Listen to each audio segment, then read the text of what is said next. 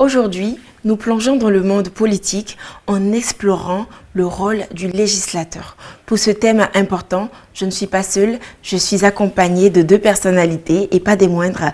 Monsieur Martial Achebro, Jean-Martial Achebro, fils de Bégerville, auditeur en exécutif, MBA en administration des affaires, chef d'entreprise également et candidat indépendant à la députation des législatives 2021. Notre deuxième invité est Monsieur Ivernel Umbolo, fils d'Anyama Aziagué, secrétaire national de la jeunesse FPI, chargé des régions des 2A, c'est-à-dire Abobo et Anyama.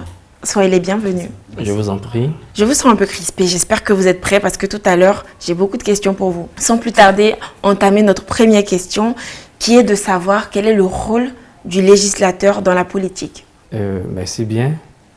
Bien avant, permettez que je dise encore félicitations à la direction de cette chaîne pour avoir invité les jeunes que nous sommes pour parler d'un thème aussi très important. Le législateur a 3 fonctions. La première, c'est de représenter la communauté. Ok. Représenter le peuple, en fait. Et la deuxième fonction, c'est de proposer et voter les lois. Et la troisième, c'est contrôler l'action gouvernementale. Voilà ce que je peux dire sur le rôle du législateur. D'accord. Voilà. Merci, Monsieur Jean-Martial. Est-ce que vous avez quelque chose à rajouter?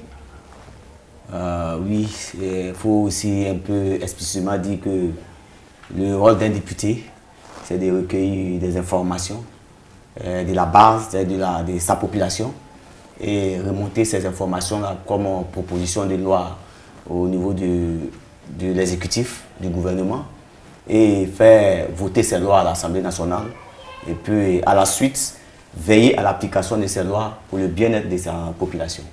C'est bien dit. Il n'y a pas de souci, c'est bien compris. Oui. Et j'aimerais donc savoir, il y a un adage qui dit que si tu ne fais pas la politique te fait. Est-ce que vous pouvez nous expliquer plus ou moins? Si tu ne fais pas la politique te fait. Bon, en fait, il faut dire que l'homme même est né politique. Okay. Voilà, l'humain est né politique. C'est pour cela que souvent, le père et la mère, il y a toujours une personne qui t'intéresse plus. Parce qu'il y a des affinités. Il y a ce qu'on appelle, si on veut voir... le choix? Pas le choix, l'affinité, ça, le combinage. Ça veut dire que papa ou maman ou papa, la fille, il y a toujours une personne qui t'intéresse plus. Tu ne peux pas aimer les 2 personnes à la fois. Oui, c'est pour ça que j'ai parlé de choix. C'est pour cela que je dis l'homme est né politique. D'accord. Voilà. Donc, il est important de faire la politique dans sa vie. Ok. Voilà. Faire un choix politique et puis mener sa vie. Puisque la politique amène l'homme à avoir une image dans la société. Et en même temps, amener cette société-là à aussi grandir et être dans la paix. D'accord. Ce qui m'amène donc à poser la question de savoir qu'est-ce que la politique en elle-même et qui peut faire la politique? Bon, comme on le dit, à partir de 18 ans, une personne qui a déjà eu le temps d'étudier, le temps de lire, le temps de comprendre, peut déjà adhérer à un mouvement, à un parti politique. D'autres sont dans les ONG, d'autres sont dans des associations pour pouvoir participer à la vie de leur contrée, de leur environnement. Donc, toute personne mûre d'esprit peut faire la politique. Et j'invite surtout ceux qui ont gravé des échelons dans la vie et qui ont une voix à porter pour le bien-être de la population, de s'engager pour porter la voix des personnes qui ne peuvent pas parler. En portant la voix des sans-voix, on vous appelle homme politique. Parce que vous parlez au nom d'un peuple, au nom d'un groupe. D'accord. Et selon vous, qu'est-ce que la politique? La politique, c'est l'exercice d'un pouvoir dans une société plurielle. Elle peut être une société modernisée, soit démocratique, n'importe quoi. Okay. Vous voyez, et la finalité de la politique, c'est d'améliorer l'existence humaine. Nous faisons la politique pour améliorer la qualité de vie. Nous faisons la politique pour résoudre un problème mal posé. Nous faisons la politique pour amener l'espèce humaine à une dignité. C'est ça la finalité de la politique. Au-delà de toutes les autres divergences, on ne peut parler de politique lorsque les êtres humains que nous sommes accédons à un idéal commun qui est le bonheur. La politique, c'est fait pour rendre les personnes heureuses. Au-delà, il n'y a pas de politique. Faire de la politique, ce n'est pas faire de la guerre. Faire de la politique, ce n'est pas amener des peuples à être vindicatifs. Faire de la politique, ce n'est pas de la brutalité. C'est pourquoi la politique, c'est une mission la plus haute et noble, parce qu'elle transcende sur la condition humaine. Elle rend les peuples heureux. La notion du bonheur doit être recherchée dans l'objectif de tout politicien. Et cela passe nécessairement par une éducation des masses pour que nous accédons au développement. C'est ça le sens de faire la politique. Très bien, c'est très intéressant parce que vous disiez tout à l'heure beaucoup de choses, Oui. Notamment il faut être éduqué, d'après ce que j'ai compris, Oui. il faut être éduqué pour faire de la politique. Oui. Est-ce qu'il y a des programmes qui sont mis en place pour sensibiliser la jeunesse, les emmener à comprendre ce que c'est que la politique, le jeu politique et le sens de la complicité entre les politiciens? Parce que il paraît que vous voyez, vous parlez entre vous. Par contre, les messages que vous adressez ne sont pas forcément compris de la même manière. Et ça crée des émeutes dans les rues et tout. Est-ce qu'il y a des programmes qui sont mis en place pour ça? Ok. Il faut dire déjà sur cet aspect que au niveau des classes politiques, bon, je veux parler du RHDP, Oui. ou soit Les différents partis. le FPI, puisque mon ami, il est du FPI. Il y a l'école des partis, je crois, il y a l'école des partis. Ceux qui ont la chance aussi d'être à l'université, bon, qui peuvent apprendre aussi les sciences politiques. Mais je vais dire que rien ne se construit sans formation, sans éducation. Et dans nos partis politiques, même dans les associations, je pense que la citoyenneté et le civisme doivent prévaloir. Okay. Donc à tout niveau, tant qu'il n'y a pas d'éducation, on ne peut rien faire. Pour vous dire simplement qu'il y a des cadres qui sont là où les gens peuvent être éduqués, peuvent éduquer leurs militants à l'intérieur de leur parti politique, que ce soit, il y a la formation du militant, mais que ce soit dans les autres associations, il y a toujours une place qui est réservée à la formation. D'accord. Voilà. Par contre, il y a aujourd'hui la télévision, les réseaux sociaux sont des canaux par lesquels on peut percevoir les messages des politiciens et bien d'autres messages. Donc, qu'est-ce que vous dites à ces personnes-là qui ne savent pas forcément lire ni écrire, mais qui arrivent à vous entendre, à vous regarder à la télé, à la radio et tout? Comment est-ce que vous leur permettez de recevoir peut-être la formation ou de comprendre le rôle du politique et que la politique, ce n'est pas la guerre? Ok.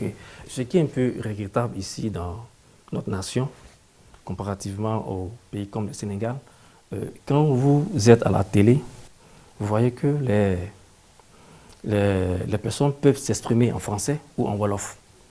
En Côte d'Ivoire, on a une soixantaine d'ethnies, comprenez. Et les messages qui sont passés soit à la télé ou sous d'autres médias, vous voyez un peu, si les gens ne comprennent pas le français, ils se retrouvent en quoi? C'est pourquoi au niveau du Sénégal, on pense que le Sénégal est une démocratie forte. Le Sénégal peut donner des leçons parce que le message passe dans leur langue nationale qui est le Wolof. Okay. Voilà. C'est vrai qu'ici, nous avons dans notre chaîne nationale où, bon, à partir de 18h, selon les ethnies, on peut faire passer des messages, mais je pense que ça ne suffit pas. Ça ne suffit pas, donc il faut lever des réflexions dans ce sens pour que déjà, dans les credos politiques, dans l'esprit politique, on puisse faire passer la nation avant tout autre. D'accord. Alors, ma prochaine question s'adresse à M. Umbolo. Oui.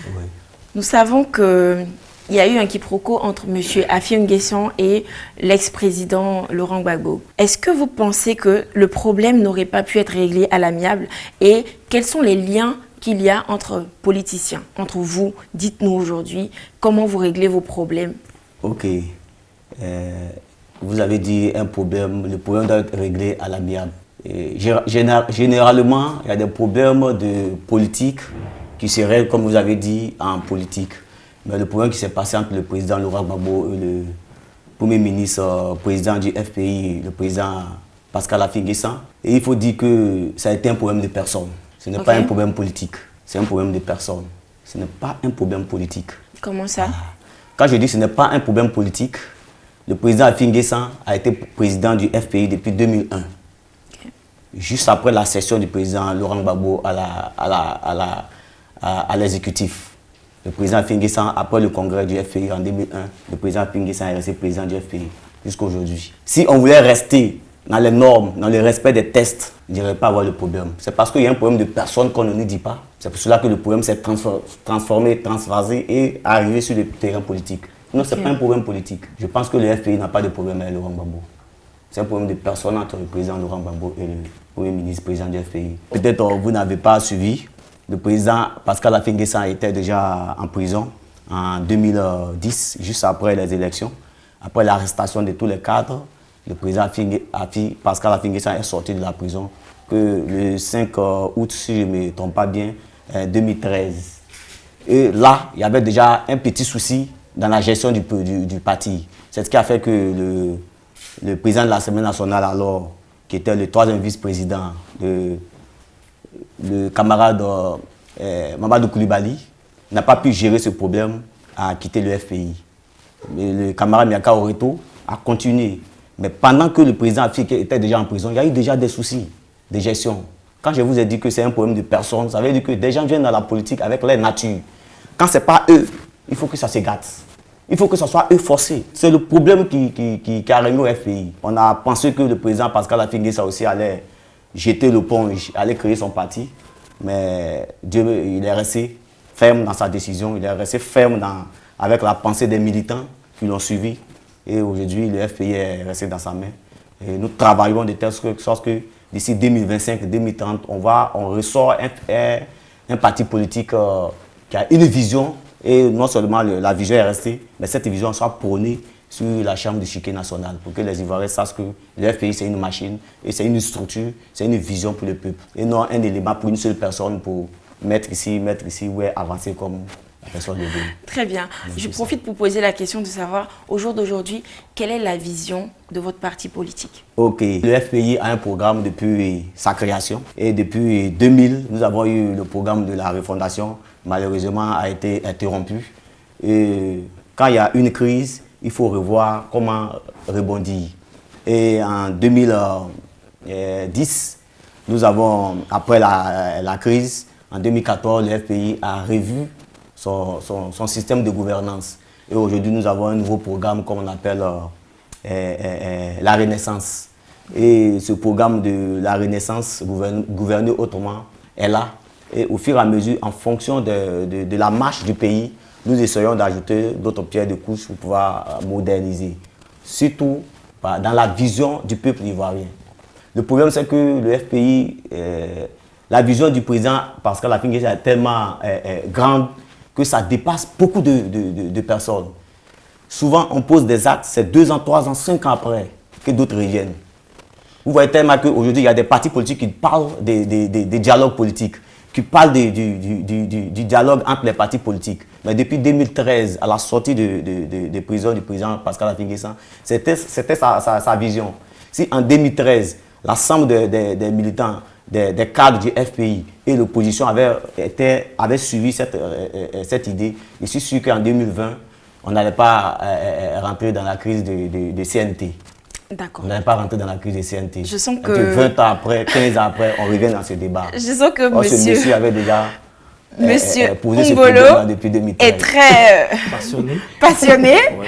On va essayer de plonger un peu. On va essayer de souffler avec une autre question que j'ai pour monsieur Achebro. Oui. Je l'ai dit à l'entame tout à l'heure, vous aviez été candidat aux législatives, candidat indépendant aux législatives 2021. Oui.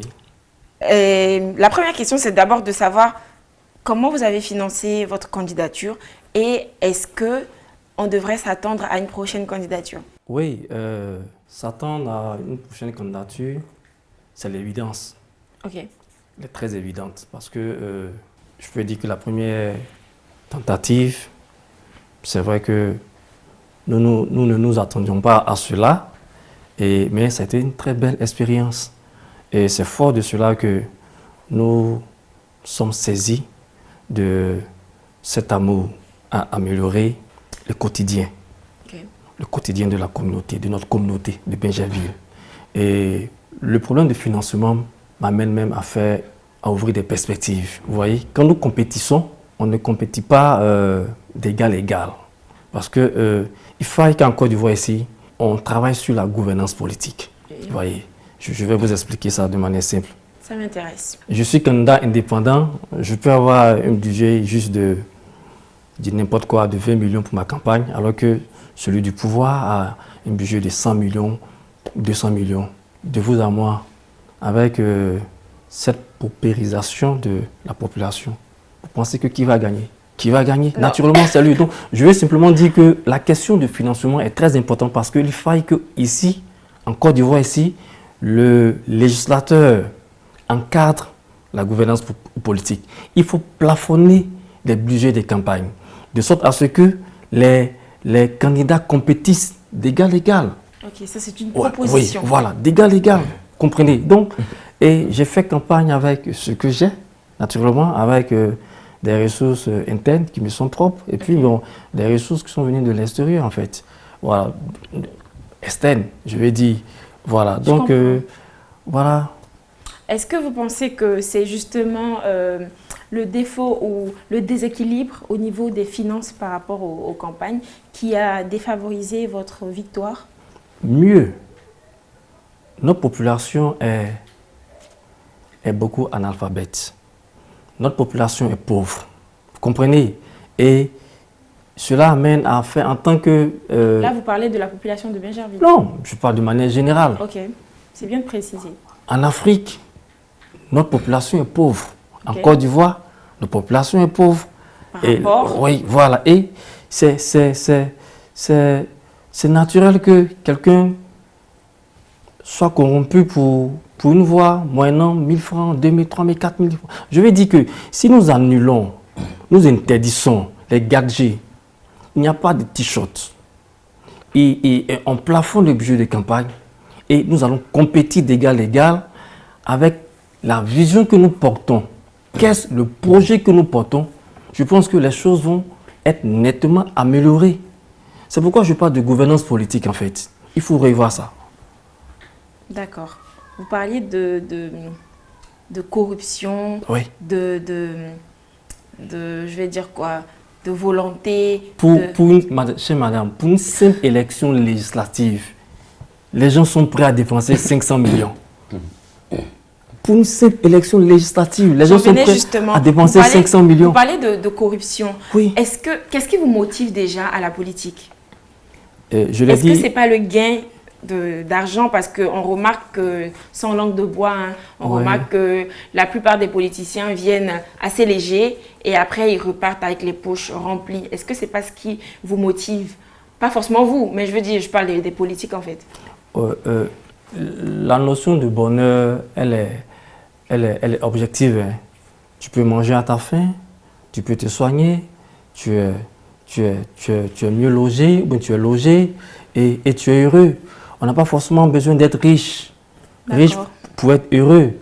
Moi, je ne suis pas venu à la politique pour un enrichissement personnel ou pour un développement personnel. Non. Moi, je suis venu à la politique parce que j'ai été marqué. En 2018, j'ai travaillé dans le staff de campagne de M. Aïnjan, d'ailleurs, qui est mon mentor, aux élections municipales. J'étais le plus jeune dans son équipe de campagne. Et nous avons sillonné Bingerville. Nous étions dans des quartiers. Et j'ai pu toucher la souffrance des gens, des gens qui n'ont... populations. Oui, Oui, la souffrance en fait. C'est donc ce qui vous a motivé en fait, c'est à la ça, politique. c'est ce qui m'a amené à la politique. Et j'ai dit, je veux changer les choses, mais je les change comment? Avec le peu que j'ai. Mais je veux être à un niveau de responsabilité et avec la vision que j'ai, améliorer l'existence. Vous allez nous dire tout à l'heure votre vision. Oui. Je vais rapidement revenir à M. Mbolo. En 2020, nous n'avons pas compris la réaction de votre parti politique, c'est-à-dire le FPI. M. Afin Guesson a posé sa candidature aux élections présidentielles et elle a été validée. À la veille des élections, il a décidé subitement de ne pas aller aux urnes. Okay. Qu'est-ce qui s'est passé? Le président Pascal Afin Guesson n'a pas refusé d'aller aux élections. D'accord. Le président Afin Guesson est président d'un parti politique. Donc le parti politique compose des Ivoiriens dans l'ensemble. Si l'ensemble des Ivoiriens, les militants du parti et l'ensemble des autres militants des autres partis politiques voient que l'élection de 2020 n'était pas opportun, puisqu'on était dans une histoire de troisième mandat qui n'était pas validé par l'ensemble du peuple, le président Pascal Afin Guesson ne peut pas aller aux élections. Parce qu'on va aux élections pour le peuple. Mais si l'ensemble du peuple refuse, le président Afin Guesson est obligé d'obéir. Et c'est ce qu'il a fait. D'accord. Alors, est-ce que vous pensez que c'est le retrait de M. Afin Guesson qui a favorisé la victoire du RHDP? Bon, on sait comment l'élection de 2020 s'est passée.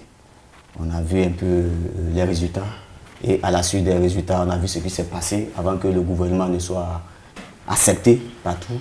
Donc, ce n'est pas le président Afin Guesson qui a validé la continuité du pouvoir du président Ouattara. Ce n'est pas le président Afin Guesson, mais c'est l'ensemble du système qui s'est déroulé. Puisque vous avez vu que la CNT n'a pas pu avancer par le comportement même à l'intérieur de l'opposition. La CNT, voilà. Qu'est-ce que c'est? CNT, c'est le Conseil national de transition qui a été mis en place par l'ensemble des partis politiques de l'opposition, présidé par le président Bédié. D'accord. Paix à son âme, que je salue ici la mémoire. Donc le président Afin Guesson a été le porte-parole. D'ailleurs, qui n'est pas le premier à commencer, il n'a fait qu'emboîter le pas puisque l'ensemble de la population ivoirienne a décidé que le président Ouattara ne continue pas son troisième mandat. C'est ce que on a tous accepté. Mais je pense que en 2025, même si vous n'êtes pas encore arrivé, il faut que je vous le dise, on souhaite pour ne pas que 2020 se répète, 2025, le président Ouattara, que je vois des clins d'œil, un homme qui a une vision, qui a essayé de mettre sa vision pendant ces 15 ans à l'appréciation du peuple, va trouver quelqu'un d'autre dans son sillage, dans son entourage pour proposer. Et peut-être telle personne-là va compétir avec le président Pascal Afin Guesson et puis d'autres candidats des autres partis politiques pour que 2025 ne soit pas 2020. Voilà un peu ce que j'ai. D'accord. Cela dit, vous souhaitez que l'actuel président de la Côte d'Ivoire laisse place à la jeunesse? Ce n'est pas moi seul qui souhaite. En tant que jeune politicien, quand tu adhères à un parti politique, c'est pour graver des échelons et puis un jour aussi aspirer à gouverner le pays. Je vous amène un peu dans nos villages. Si le premier chef du village, tant qu'il n'est pas décédé, on n'a pas de chef du village. Regardez ces villages qui se comportent comme ça. Ce sont des villages souvent qui sont en retard. Mais quand un village, chaque 5 ans, ou chaque 10 ans, ou chaque 15 ans, change son chef du village, lui qui s'apprête à venir vient avec une vision. Et quand il vient qu'il ne gouverne pas bien, on peut faire appel au premier chef du village. Et il a des difficultés, vous allez me comprendre, vous voyez. Donc un chef du village qui est toujours là jusqu'à sa mort, généralement le village n'avance pas. Quand on change toujours des chefs ou bien dans des moments on change des gouvernants, il y a toujours une compétition. Comme lui il a fait tant, moi je dois faire mieux que lui. Et si vous voyez, ça fait qu'il y a du nouveau. Par contre, voilà. Prenons votre exemple, oui. Ce n'est pas le cas de la Côte d'Ivoire. Oui, parce que la Côte d'Ivoire est en constante évolution par rapport au pays de la sous-région. Ouf, vous parlez de constante évolution, c'est vrai. Le président Ouattara a entamé un processus qu'on appelle la route précède le développement. Mais je vais vous dire c'est-à-dire? C'est vrai qu'on a des routes, mais le peuple souffre. La route précède le développement. Est-ce que vous voyez? Expliquez-nous. Et vous comprenez un peu ce que je veux dire? Expliquez-nous. Voilà. Quand vous avez une voie d'accès facile, dans un endroit, vous pouvez investir. Ça, il a fait. Depuis le CE1, on étudie ça à l'école. La route précède le développement. Donc, il a pu faire ce projet. Okay. Nous allons rentrer dans le développement, dans l'industrialisation de la Côte d'Ivoire. Mais je pense que le président Ouattara n'a plus la capacité, puisque son âge ne lui permet plus de réfléchir trop. Enfin, ce n'est pas de voiler la face. Une personne à partir de 70 ans n'a plus les mêmes facultés qu'une personne de 25 ans, 26 ans, ni 30 ans. Donc, c'est des personnes autour qui vont réfléchir. Il y a des choses où il ne peut plus bien voir, même la lecture. Il ne va plus voir. Donc, il est mieux qu'il s'arrête, il s'asseye, on va le prendre conseil vers lui. C'est-à-dire que la nouvelle génération qui va venir va le prendre comme une image. Et c'est la même chose que je conseille au président Gbagbo, qui a été le premier à annoncer sa candidature. Au même moment où, dans l'ensemble de la jeunesse, on demande une régénération de nos acteurs politiques, le président Laurent Gbagbo pose sa candidature premier. Quel est l'objectif de sa candidature? D'accord, nous allons en venir tout à l'heure. C'est sur cette question-là que je vais revenir à vous, Oui. Monsieur Attiebro. Oui. Quelle idée de changement ou combat auriez-vous mené si vous aviez été élu député? Bien, si je suis député, d'abord, la première proposition de loi à présenter à l'hémicycle serait de revoir la gouvernance au niveau politique. Je veux parler du jeu électoral. Okay. Ouais, il faut plafonner des budgets de campagne. Ouais, le nerf de la voilà, guerre. pour permettre à tous les candidats de compétir d'égal à égal. Voilà. Deuxièmement, faire une proposition de loi pour encadrer l'action gouvernementale, notamment au niveau des emprunts. Aujourd'hui, cela fait débat à notre hémicycle, notamment entre l'opposition, qui estime que le gouvernement a beaucoup endetté la Côte d'Ivoire et que cette dette-là va être payée sur plusieurs années. Et que c'est vrai, aucun pays ne peut se développer sans endettement. Toutefois, l'orientation dans les projets était à revoir. Vous voyez un peu. Mais je pense que si on avait des lois, parce que le développement, il est encadré par, je vais dire, une législation. Ok. Le développement est encadré par une législation. Si nous avons un arsenal de lois qui orientent dans la priorisation des projets, je vais dire n'importe quoi. Vous voyez la tour F? Oui, au plateau. Oui, c'est plusieurs milliards. Moi, je fais des missions au nord de la Côte d'Ivoire. Je fais des missions à l'ouest. J'ai pu comprendre qu'au nord et à l'ouest, on a beaucoup plus de bas-fonds. Mais vous pensez que la Côte d'Ivoire ne peut pas être autosuffisante? Henri, vous pensez? Mais quel est l'impact de cette tour F-là sur le quotidien, sur la qualité de vie des Ivoiriens? Ça, quel est l'impact?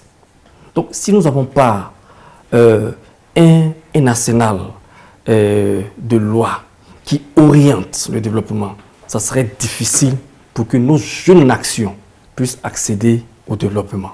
Au gouvernement? Non, au développement. Ok. Parce que on prend l'argent et on met dans ce qu'on veut. Alors que il doit y avoir des priorités. Vous voyez un peu, il doit y avoir des priorités. Moi, j'ai envie de savoir, qu'est-ce que vous entendez par arsenal de loi, concrètement? Je veux dire un ensemble de au fait, je dis n'importe quoi. Il y a la menace terroriste, n'est-ce pas? Ok. Mais aujourd'hui, il faut qu'au niveau de nos lois, on puisse adapter la lutte contre le terrorisme avec nos lois. Bon, si aujourd'hui, on a un cas de force majeure où on a des terroristes qui rentrent en Côte d'Ivoire. Bon, je vais dire, la loi est faite pour orienter l'action gouvernementale, pour encadrer tout ce que va dans le sens du développement. Et si, au niveau de notre législation, nous n'en disposons pas, ou si nous n'actualisons pas nos lois, ou si nous ne nous mettons pas au rythme des enjeux, ça serait difficile pour nous d'être réactifs. Je comprends. d'être dans l'anticipation. Je comprends, mais il y a plusieurs attaques terroristes Oui. qui ont été interceptées récemment. Donc, il y a forcément un travail qui se fait. Qu'est-ce que vous en pensez?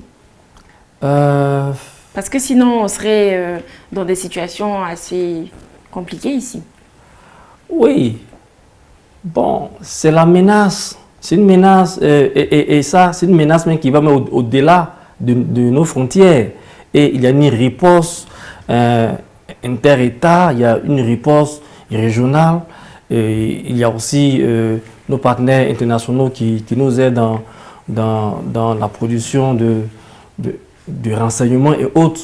Mais tout ça doit être encadré oui. D'accord. C'est vrai que je ne suis pas sécurocrate, mais je sais que, par exemple, à quel moment on active telle force ou telle force, tout ça c'est encadré par la loi. Vous comprenez? D'accord. Voilà. Nous comprenons mieux. Alors, en 2025, Oui. parlons perspective. Est-ce que vous allez intégrer un parti politique ou est-ce qu'on devrait s'attendre à une prochaine candidature? Bon, permettez-moi de revenir un peu sur le débat entre les elders, faille une nouvelle génération ou bon, continuer avec ceux qui sont là. Le plus important, c'est qu'est-ce qu'on a comme projet de loi. Comprenez? Qu'est-ce qu'on a comme projet de société, pardon? Qu'est-ce qu'on a comme projet de société? C'est plus important. Que ce soit M.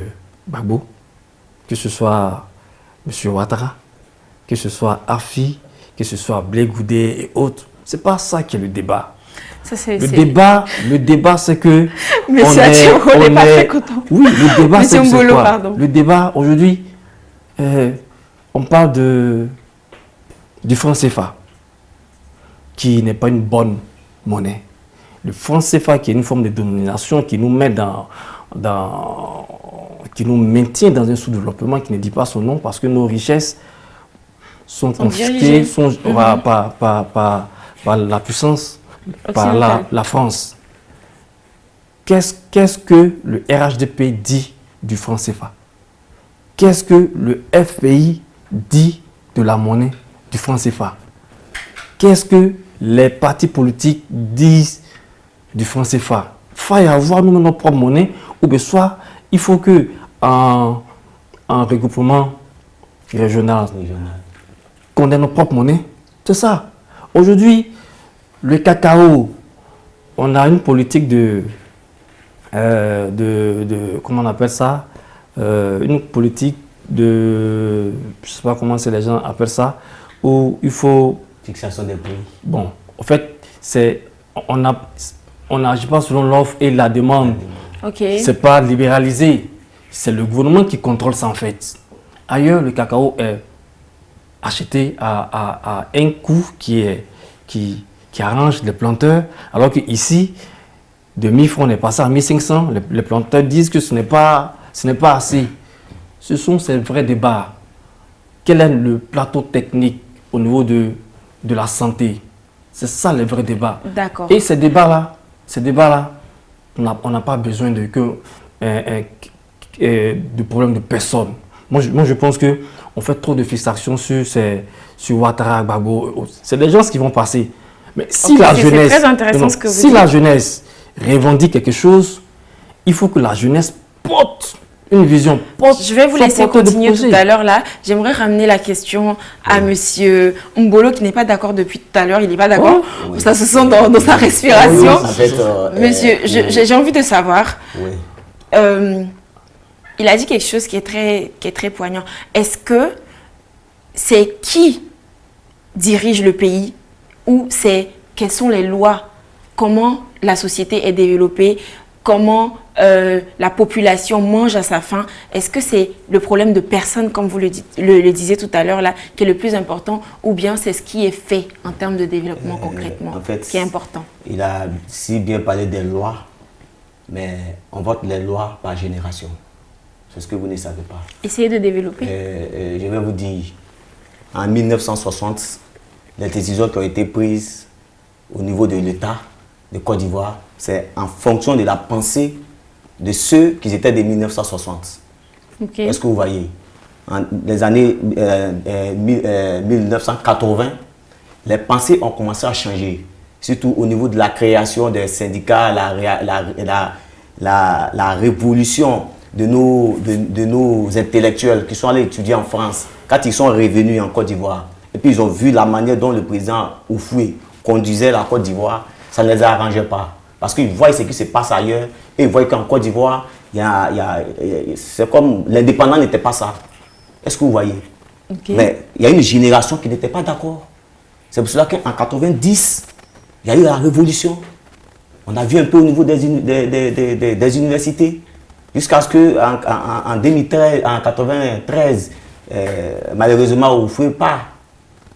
Est-ce que vous voyez? Mais quand le président Bédié est venu, il y a des décisions qu'il a prises en fonction de la réalité. Donc quand on me dit non, que ce n'est pas des personnes, mais je veux dire, c'est un danger. C'est un danger. Il faut adapter des situations et si on veut voir, des temps avec des personnes qu'il faut.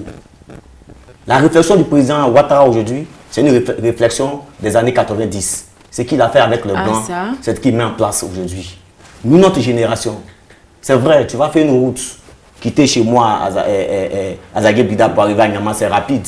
Mais quand tu arrives à Zagué-Blida et que le compteur du vieux, où il n'y avait pas de route, qui était payé à 7 000, 3 000, voire même 2 000 francs, se retrouve à 25 000 chaque 2 mois. Sodeci, qui était à 1 000 francs, 2 000, qui se retrouve à 30 000 chaque 3 mois. Vous comprenez un peu le problème.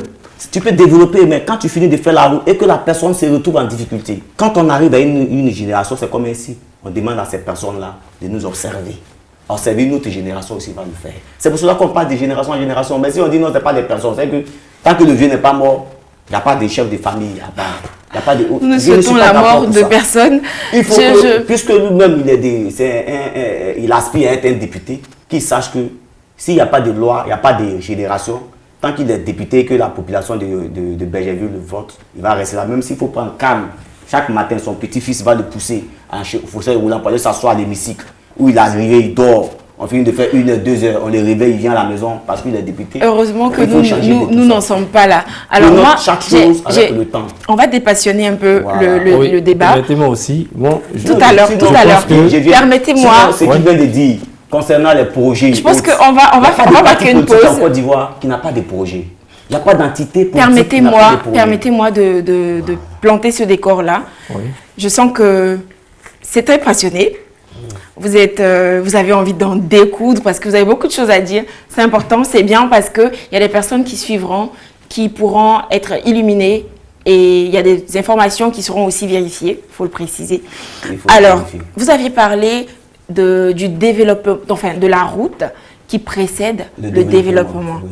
Alors, moi, je ne sais pas, est-ce que la possibilité de créer des routes, ça emmène des investisseurs? Est-ce que la possibilité d'avoir des investisseurs ne résout pas quelque part le problème de l'employabilité? Parce que une chose est sûre, c'est que le gouvernement ne peut pas tout faire. À la fois. C'est pour cela que je vous ai dit. Et il faut, je n'ai pas fini, permettez-moi de terminer. Je pense également qu'il faut faire avec, je vais dire quoi, avec les moyens et les situations de son environnement au fur et à mesure, parce que le développement ne se fait certainement pas du jour au lendemain, n'est-ce pas? D'aujourd'hui à hier, il y a quand même un travail qui s'est fait. Qu'est-ce que vous en dites? Ok, en fait, je ne sais pas que ça se comprend. Je ne suis pas contre le fait que le gouvernement du président Ouattara accentue son projet sur les routes. D'accord, ça c'est déjà un bon point. Non, attendez, patientez. C'est bien, d'accord, c'est bien. C'est bien de savoir que vous n'êtes pas contre. Il n'y a pas de problème. D'accord? Respirez, buvez de l'eau. On va rapidement donner la parole à monsieur Jean-Martial Achebro qui va rebondir. Ok, bon, je voudrais dire à mon cher ami que la question de génération au niveau de la tête de parti ou des candidats à la présidentielle va se régler après 2025. Après 2025, pourquoi je le dis? Parce que ceux qui seront présents vont revoir, peut-être faire une proposition de loi, ou soit revoir, modifier la Constitution, pour que, au départ, on était à quel âge? C'est eux-mêmes qui ont sauté le verrou. Eux, c'est qui? Oh, je veux dire ceux qui sont là. D'accord. C'est eux qui ont sauté le verrou. Sinon, on n'en serait pas là à dire celui-là doit partir, celui-là doit rester, ou celui-là est plus vieux que l'autre. Sinon, je pense que les deux, le président Ouattara, Bédié n'est plus paix à son âme, c'est lui qui est l'aîné maintenant. Donc je pense que ça, il y a des choses qui peuvent être réglées par la loi. Ok. Vous voyez un peu. Maintenant, vous m'avez demandé, est-ce qu'en 2025, je vais entrer dans Est-ce qu'on devrait s'attendre à ce que vous alliez avec un parti politique ou on devrait s'attendre à une prochaine candidature? À l'élection présidentielle? Pas forcément une candidature à l'élection présidentielle ou aux législatives. Oui, à l'élection présidentielle, pas pour le moment. Et aux législatives, bien sûr. Okay. Je crois que ça serait en 2026. Voilà.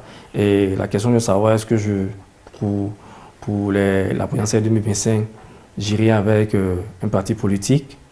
Je pense. Je regarde un peu tous les projets de société qui nous seront donnés. Okay. Et au moment opportun, selon l'aspiration de ma communauté, la population de Dungerville, je serai amené à prendre ma décision. Voilà. D'accord. Et Monsieur Mbolo, est-ce que vous pensez que Monsieur Afi a des chances d'être élu au présidentiel 2025? Déjà, ce que vous devez noter, c'est que le président Afi, quand on regarde dans le processus du parcours d'un politicien, le président Afi a, si on veut voir, a rempli toutes ces étapes. Non seulement il a été un haut cadre de l'administration ivoirienne dans les années 80 à 90, avant qu'il ne sorte par le système politique a fait qu'il a pris un peu de recul. Et après ça, au niveau du FPI, il a été la personne la plus active dans la recherche des moyens dans l'administration du FPI. Et en 2000, il a été ministre. Après 2001, il a été Premier ministre. Et avant 2001, il a été même le maire de chez lui à Bonganou, le jeune maire du parti. Après ça, il a été député de la nation et il continue de l'être. Et président du conseil régional. Okay. Ça veut dire que c'est quelqu'un qui a un bagage intellectuel lourd, bien chargé. Et si on veut voir, c'est parce qu'il a l'amour pour le pays qu'en 2001, dès que le pays a été attaqué, le premier gouvernement, il a décidé, il a accepté de céder son poste. Et il n'est pas allé quelque part. Il est resté au FPI. Sinon, il pouvait se retrouver dans d'autres partis, comme d'autres ont créé, d'autres partis, il pouvait créer son parti, mais il est resté au FPI. D'accord. La question, c'est vraiment de savoir, est-ce que vous pensez qu'il a des chances? Je vais revenir à votre question. Oui, mais ce serait intéressant que vous essayez de répondre à la question. C'est quelqu'un qui a la carrure de gouverner ce pays. Donc en 2025, il est le candidat potentiel à apporter du mieux, puisqu'il a vu un peu les différents gouvernements. Donc il a plus de chances de briguer le fauteuil de 2025. D'accord. Voilà. Alors, Monsieur Achibro, oui. Après cette question, je vais rapidement vous donner la possibilité parce que malheureusement, nous approchons de la fin de ce numéro. J'aimerais savoir, selon vous, quel est le rôle du député après tout ça? Bien. Le rôle du député, c'est, comme je l'ai dit, dans mes premiers propos, le député, il représente le peuple. D'accord. Okay. Le député propose des lois et vote des lois. Le député contrôle l'action gouvernementale. Toutes ces agitations au niveau de la candidature du président Laurent Gbagbo, la candidature de Ouattara, du président Ouattara, tout ça peut être réglé par la loi. Voyez un peu.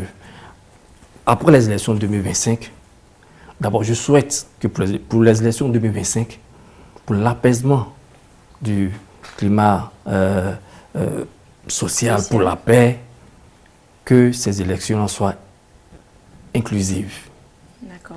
Voilà, il faut permettre à tout le monde d'être candidat. Et il n'appartient pas à un tel ou tel parti politique de disqualifier ou de dire celui-là n'a pas, ne peut pas être candidat. Ce rôle-là, c'est le Conseil constitutionnel. D'accord. Je peux me tromper, mais je pense que c'est le Conseil constitutionnel qui valide la candidature. Voilà. Donc, il faut arrêter, il faut dépassionner la politique. Voilà, il faut dépassionner. Il faut laisser le Conseil constitutionnel faire son travail. Et il faudrait que nos partis politiques forment leurs militants, encadrent leurs militants. Parce que la Côte d'Ivoire en a souffert. Et nous avons perdu plus de 20 ans dans cette crise-là. Quand même. Vous comprenez? C'est-à-dire que c'est 20 ans de notre vie qui sont passés. Voyez un peu. Moi, j'ai mon fils qui a 13 ans. Moi, je ne veux même pas que cette crise-là perdure ou continue. Je veux que ça s'arrête. Qu'on les laisse compétir. Et celui qui aura gagné, les députés seront là pour, ou soit par le biais d'un référendum, hein, on modifie la constitution et on dit désormais pour être candidat c'est tel âge.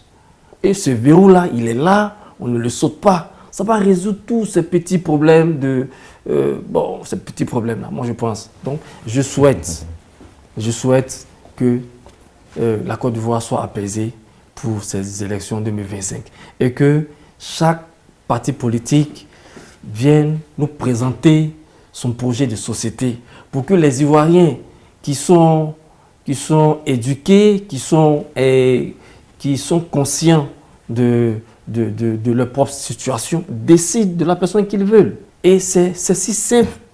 C'est si simple ça, madame. D'accord, c'est bien compris. Selon ce que vous dites, le plus important, c'est d'instaurer des lois qui seront respectées et puis tout le reste suivra. Oui, c'est le jeu démocratique se retrouve des textes que nous nous donnons. Et ça, c'est de la bonne gouvernance. C'est la gouvernance politique. C'est ça. Ce n'est que ça. C'est bien compris. Alors, vous n'êtes pas le seul à avoir cette manière de penser parce que de plus en plus sur les réseaux sociaux, nous voyons à l'instar du football qui réunit les peuples, cette CAN également organisée en Côte d'Ivoire a changé les mentalités. Donc, grâce à la CAN, nous pouvons voir sur les réseaux sociaux les différents commentaires. Je suis pas Djoula, je suis pas Annie, je suis pas Bété, je suis Ivoirien, je suis Ivoirien. Donc, on constate l'union et la volonté de la jeunesse aujourd'hui de rester unie, de profiter de cette joie, de ce bonheur-là qu'il y a. Donc, vous n'êtes pas le seul. Et je vais vous permettre également de conclure parce que, comme je le disais, nous approchons de la fin de notre podcast. Ok. Je vais dire déjà, à la fin des propos de mon ami, il a été clair pour dire qu'après les élections de 2025, les députés qui viendront en 2026 prendront une loi pour régler le problème d'âge. C'est vrai, c'est le temps. Nous, on demande aux deux grands de choisir dans les chapelles politiques des personnes qui sont aussi bien dès maintenant, au lieu d'attendre en 2026, on ne sait jamais. Et de proposer. Au niveau du RHDP, nous avons des personnes dignes. Au niveau du PPAC, nous avons aussi des personnes dignes. Nous, au FPI, nous avons le président Pascal Atinguessan. Et en même temps, pour dire aussi que j'invite la jeunesse à être responsable. J'invite la jeunesse à se cultiver surtout et à apprendre beaucoup. On ne vilipende pas les anciens, on ne les chasse pas. On a besoin d'eux comme des conseillers.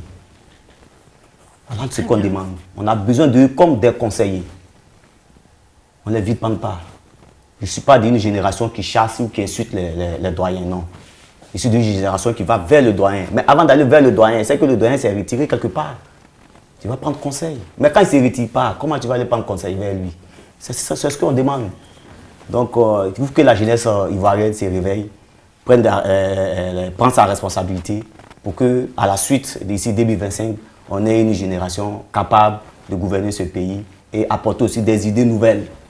Après la route, il faut qu'on aille dans le développement vrai, qui est l'industrialisation dans chaque contrée. Je prends l'exemple de l'industrialisation. Vous voyez chez moi à Niama, c'est une zone sableuse. On peut développer les sociétés de carrières. Aujourd'hui, les sociétés de carrières qui sont installées là-bas sont des sociétés villes. C'est-à-dire qu'on va voir les villageois, on prend une zone, on développe comme on veut. Il n'y a pas de contrôle. Okay. Il n'y a pas de contrôle. Or, si ces industries sont bien contrôlées, les jeunes qui travaillent dans ces carrières peuvent être bien payés. Parce qu'il y a l'État qui suit, la CNPS, les assurances maladie. Est-ce que vous voyez? Mais on est juste sur des routes, on oublie qu'il y a en réalité les sociétés qui se sont créées par nos expatriés, des Ivoiriens sont mal payés. Les jeunes travaillent mais ils ne gagnent rien à la fin. Ils tombent malades mais il n'y a même pas d'assurance maladie pour les accompagner. Parce qu'il n'y a pas de suivi dans ce domaine. On est tous figés dans l'affaire de route. Mais il y a une réalité. Bon, il faut une nouvelle génération qui va se pencher sur ces réalités-là. Très bien. Voilà un peu ce que j'ai demandé. Il n'y a pas de souci. Je vais conclure sur une dernière question qui s'adresse à vous deux. Oui. Quel est le rôle de la jeunesse dans le jeu politique? On y va? Bien, notre population est en majorité très jeune et la jeunesse a un rôle très important. Vu que lorsqu'il y a des conflits, c'est cette jeunesse-là qui est amenée, qui est poussée. Et ce qui m'amène à interpeller cette jeunesse dans le sens de leur responsabilité. Interpeller les leaders de jeunesse que nous sommes, afin que nous tenions un discours apaisant. Nous pensons à notre nation, que nous faisons de notre nation un modèle. Et en cela, demander aussi la grâce de Dieu. Parce qu'en Côte d'Ivoire, les 3 dernières élections nous ont laissé un très mauvais souvenir. Oui, un goût amer. Un très mauvais souvenir. Et nous prions le Seigneur pour que en 2025, pour cette élection de 2025, que la grâce et la faveur de Dieu reposent sur la Côte d'Ivoire et que Dieu même habite nos hommes politiques de sagesse. Amen. Que nos leaders soient responsables et que la jeunesse que nous représentons, que nous sommes, soit responsable. Nous devons donner une leçon à nos leaders politiques. C'est cet appel que je lance à notre jeunesse, à nous-mêmes.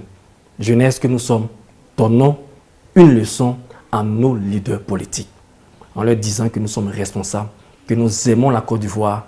Il n'y a pas de raison que cette Côte d'Ivoire brûle parce que eux, ils ne s'entendent pas. C'est tellement bien dit que j'ai juste envie de passer la parole à Monsieur Mbolo. Bon, c'est dans la même veine. Il faut éduquer nos jeunes, nos frères, dans nos différentes bases, nos fédérations, dans nos régions, pour les inculquer le bien-être, le mieux-être, le savoir-faire et le savoir-vivre. Le respect des aînés, mais en même temps aussi, le savoir copier ce qui est bon. Ce n'est pas parce que j'ai vu que ça se fait ailleurs que je vais venir faire ça chez moi. Ça peut se faire ailleurs, mais avant de venir faire chez toi, il faut regarder dans ta zone comment on marche. Et petit à petit, tu apprends et tu le fais.